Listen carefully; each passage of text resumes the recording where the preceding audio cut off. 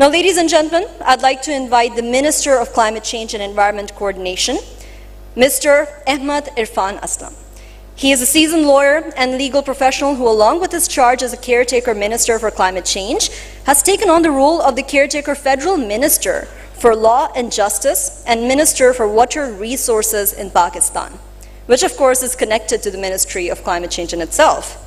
With over a decade of experience in legal practice, he is currently the head of the International Disputes Unit in the Office of the Attorney General as well. Ladies and gentlemen, a huge round of applause for the Minister of Climate Change and Environmental Coordination, Mr. Ahmed Irfan Aslam.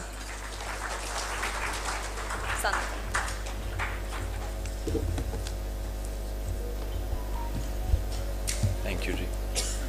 Bismillah ar-Rahman ar-Rahim. Ladies and gentlemen, friends, colleagues, it's good to be here. And it's good to talk about things that matter.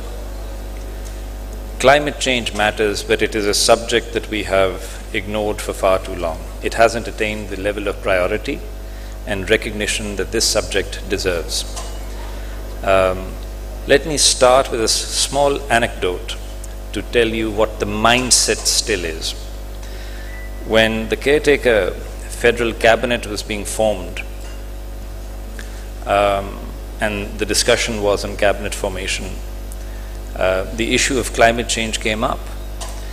And the general preference of candidates who became later cabinet colleagues was to go for, things like communication, aviation, things like that. Nobody picked climate change. It's not in our national discourse. It is not at the level of priority that it deserves. And yet this is the one subject that is an existential threat for us. And it is a subject that deserves our collective attention, not only within the country, but beyond our borders. And all of us need to work together. I'm very happy that this dialogue has been arranged, and I congratulate the organizers for organizing it. I think so much needs to be done in building our collective capacity to negotiate at such fora.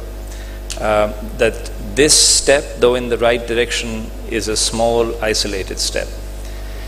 What I would like as a citizen of Pakistan to see in the future is that pre-COP series of events like that, and roundtables and high-level dialogues, which refines our collective negotiating position. And I think for this year's COP, this is a key event where not only will we take ideas from all of you, incorporate them in our negotiating positions, but also inform you of where the country stands with respect to several negotiating positions. The journey to this COP has been a long, winding road, from Kyoto to Paris to Glasgow to Sharm el-Sheikh, and a lot has happened. But not enough has happened, and a lot more needs to happen. The Secretary mentioned that this has been the hottest year, and yet in many ways this is the coolest year when we look to the future, and that's a scary thought. And yet we are doing so little to arrest global warming and climate change. Pakistan made NDC commitments under the Paris Agreement, and we moved with the rest of the international community in step with the rest of them. And we are working towards making it a reality, but so much needs to be done, and so little has been done in that direction so far. For this particular COP, things that matter are energy transitions. If we are to arrest the rising trend of global warming, we must, not only as a negotiating position, but even within our own country, work towards renewables. Or we, as not only as a country, will miss our targets, but as a the humankind will collectively fail in the ambition it has set for itself of arresting the trend to 1.5 degree warming. And in order to do that, one of the key negotiating subject matters for us is an energy transition and building partnerships around energy transition. We're also very invested in, and we have worked hard in, talking about climate change, climate finance. So last year we saw loss and damage fund.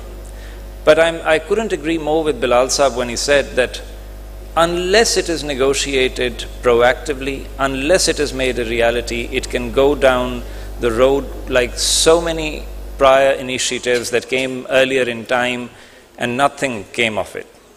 And I think that's a very, very stark warning that we need to lend our ears to and make it a reality. The journey of climate finance is not just an external journey. It's not just a negotiating position.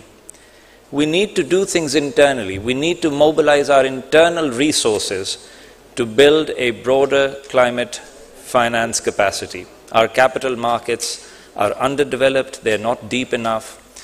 But I think initiatives can be taken in time to build a bigger resource pool from which we can generate climate funds and climate finances internally for our own things, and also work with our international partners and continue to work with them. I think it is a very stark warning when we read the data and statistics. One of the statistics that I learned when I joined the ministry was that because of climate change, by 2070, there is a threat that River Indus might dry up. We're not a small country. Today, we're a country of 250 million people. I don't know what our population will be by 2070. 90% of our population lives within the Indus Basin. And if Indus dries up, what would it do to us? What would it do to us as a nation? What would it do to our communities, to our livelihoods? What would it do to law and order? What would it do to the global community when you start thinking in terms of migration, climate-related migration? Last year at the COP, our theme was, what happens in Pakistan does not stay in Pakistan. And this is what we meant, that unless we arrest this trend, it will not stay in Pakistan. The entire world will be affected by whatever happens here. We're not just talking about butterfly effect, but we're talking about immigration. We're talking about economic challenges. We're talking about human suffering at scales we have not known or experienced or appreciated in the past. This year, the theme is, as the Secretary said, build climate resilience together. And by together, we mean Pakistan and our international partners. We mean local communities and the government. We mean civil society and private corporations. All of us will have to come together and work towards a broader goal. Back to COP. I wish all of you luck in discussing our negotiating positions, what they ought to be, what they have been in the past, how we can mobilize more resources. I think a lot needs to be done in the future to building our collective capacity to negotiate these instruments and to negotiate these issues. The ministry only recently has decided to set up a permanent COP unit within the ministry, which will continue to work around the year, not just in the last few weeks preceding the COP, to work towards around the year on COP and related issues. There's need for greater analytical data. There's a need for further research, building capacities, analytical capacity to be able to effectively represent our positions. And there's a need to actually invest in negotiators who will in time invest in younger officers, junior colleagues in the civil society, who can all of us work together in the future to make a formidable negotiating team. Fora like this one is the first step in that direction. Starting a dialogue, starting a conversation, where we are, and what needs to be done, what ought to happen. I congratulate the organizers, and I thank you for having me here, and I wish you luck in your deliberations. These are important deliberations, and I look forward to hearing more about them. Thank you very much.